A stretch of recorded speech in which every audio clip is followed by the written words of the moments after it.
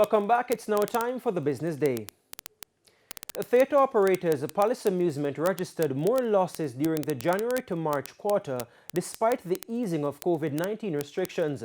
Total losses were $77.4 million compared to a loss of $78.3 million last year. However, revenues increased to $141.9 million, up from $28.4 million last year. Palace Amusement says it remains optimistic about its performance for the remainder of the year. The company says it took on a new financing facility from VM Investments for $653 million. The loan is to repay an existing facility with Scotiabank and provide working capital.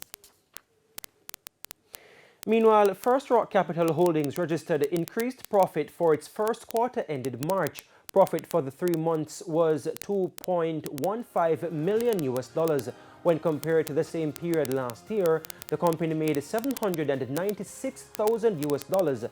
The real estate and investment company also saw growth in its operating income.